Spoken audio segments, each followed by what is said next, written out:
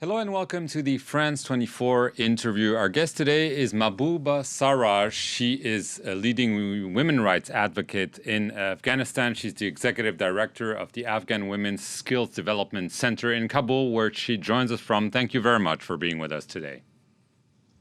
You're very welcome, and thank you for having me. Thanks.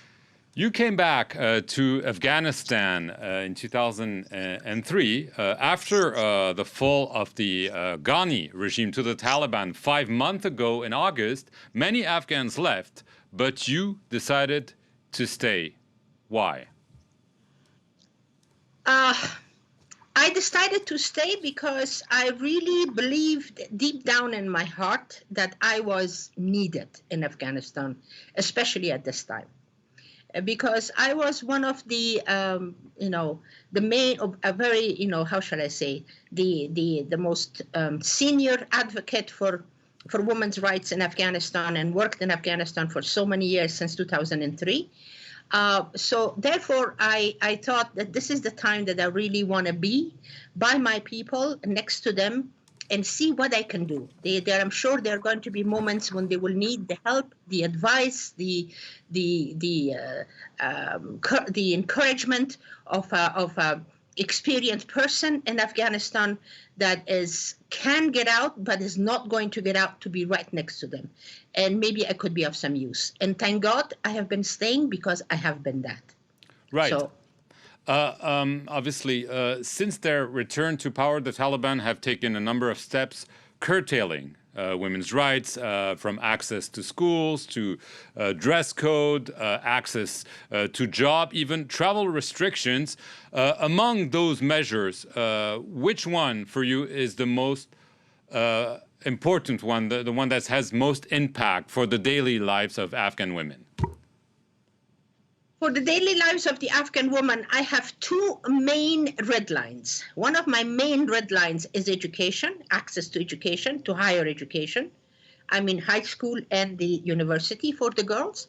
And the second one is the right to work, because there is a lot of women in this country that are not, they are actually the breadwinners of their families, and they have been working within our ministries. Actually, 27% of the people working in the ministries of Afghanistan, all of the civil servants and everybody that were working in the ministries, they were all women. They were taxpayers. They were the ones that they were looking after their families. They were breadwinners. And that was for the morale of the Afghan woman, it was very important. These are the two things that I want first to happen. And then freedom of speech, which goes exactly along with this, because without freedom of speech, whatever atrocities that can happen anywhere in the world, nobody will know about it. And that's not only in Afghanistan, that goes for everywhere. So freedom of speech is another one of the things that I really need to have. These are my first priorities in Afghanistan. Right, but so this begs the question: have the Taliban crossed those red lines? Because access to school is officially there, but not really implemented all across Afghanistan, and access to work is limited, even in recent days, in terms of civil servants. So clearly, the Taliban are not listening to you. Well, they actually they are and they are not. And I'm not doing any kind of excuses for the Taliban, of course not. But it is I mean, I'm sure they have a lot of whatever is going on amongst them that they cannot solve it yet, and maybe that is what is actually affecting the decision on the women's education and women's work. Because, and from what we are hearing, it's supposed to be solved in about a month or two, because, for us, the deadline and actually the end of all of this wait for us is the end of this winter. And by March, we should have an answer, because by March, all of the schools will open, and we want the girls to go back. So we'll see what will happen by then. But I have a feeling, if the Taliban want to stay in Afghanistan, if the Taliban want to continue governing Afghanistan, they have to give in on these things. This is not something that they are doing because of the goodness of their heart.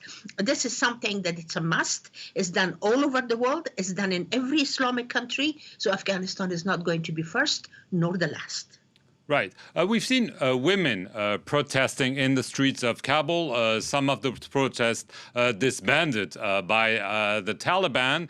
Are you encouraging women to continue protests? Or we've seen some, according to reports, switch to writing slogans on the wall at night to avoid this harassment during a daytime protest.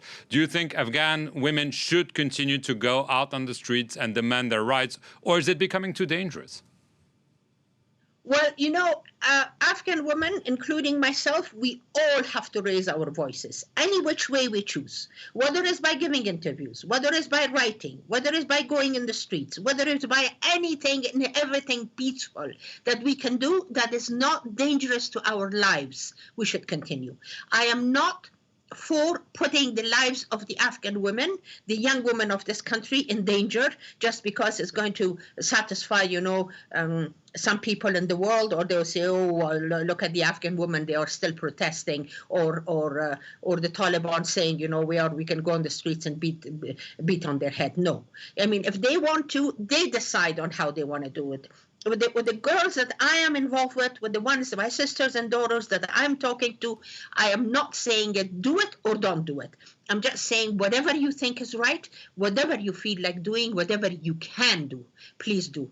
But at the same time, our voices should be raised, because the voices of the Afghan women are the only voices in Afghanistan that has been raised so far. The international community, it has refused to recognize the new government in Kabul, saying the Taliban need to ensure respect for human rights and especially women's rights. And as a result, Western countries, first and foremost the US, have essentially frozen the foreign cash reserves of Afghanistan, suspended foreign aid, and the country is on the brink of collapse, of starvation. What is your position? Are you saying to the West, well, you have to help us, even though the Taliban do not fully respect human rights or women's rights? Or are you saying the West is right to withhold recognition and money from the Taliban? Mr. Perlman, I finally decided that this whole thing about the Taliban is a decision that the international community, including and at the top of it, the US, is going to be making. The rest of it is absolutely waste of people's time. Do they want to recognize the government of Taliban? If they want to recognize the government of Taliban, they should go right ahead, put some restrictions on what they are doing, put some restrictions that is going to be carried out by UNAMA, and check that and make sure that it does not happen. But if they want to accept the Taliban, then they better go right ahead and do it. If they don't want to do it, then why are they wasting our time and everybody else's? Do they want to make another war in Afghanistan? Are we going to continue having the same misery in this country for another 20 years? Hey, come on, why not? I mean, we have reached the bottom of our completely, what shall I say, patience. So here we are. Do you want to kill us all? Let's go and do that. Let's have another war here. And then this other war is going to bring about such a misery in all over the world, and especially in this corner of the world, that nobody will know what to do about it. So the international community better come up, better decide what they want to do. It's not really up to us. So whatever we are saying that is up to us, we are fooling ourselves. It has never been up to us, and it never is up to us. It might be in the future, but not right now. Right. So, but you agree that humanitarian assistance is urgently needed, because the winter, as you mentioned earlier, is there, and people are facing the risk of hunger and even starvation. People are literally, I mean, I have, there are families that I'm working with. There are people that I'm working with. It's horrible. It's extremely hard for them. It's extremely hard for them. But but this is the responsibility. The world brought us to where we are, Mr. Perlman. This is not a joke. This was after the 20 years of democracy in Afghanistan, for God's sakes. And what happened? What kind of a democracy was that? Was it really that fleeting that it went away in a matter of 15 days? Dear God, what is this? I mean, this is what happened. But now we are dying. Now everybody now it is the responsibility of the world. It is our responsibility, of course, but it is the responsibility of the world also. You cannot let the people of this country die. It just shouldn't happen. Right. Humanity does not allow it. Are you angry Absolutely. at President So, Biden for withdrawing and then essentially, turning his back on Afghanistan and the Afghan people? Mr. Perlman, I'm angry at the whole world. It's not only Mr. Biden, including Mr. Biden and Mr. Biden on top of it. I'm angry at them because I'm not stupid, I'm not blind, neither are the people of Afghanistan. I know history, I know the background of this country, I know what is happening, and I know what has been happening in the world. And we are fed up. Right. And this can't go on. Right. Just as a last question, you decided to come back. You decided to stay. You're an advocate. You speak out. Have you received threats, and are you planning to stay in Afghanistan? Till death, yes, absolutely. Till the day I die, I'm going to be in Afghanistan, and I'm going to take, trips, go out, maybe speak to the world, do whatever I have to do. I have family in the United States that most probably I'll go and visit them because, I love my family, and I have in Afghanistan, I have nobody but my people, which is more than enough for me at this point. But at the same time, as a human being, I have the right to go and see my family, which I will. But I'm here, and I'm going to be living here, and I'm going to be dying here. Mahbouba Seraj, I want to thank you very much for speaking to us here on France 24. Good luck to you in Kabul, and thank you for watching this edition of the interview here on France 24.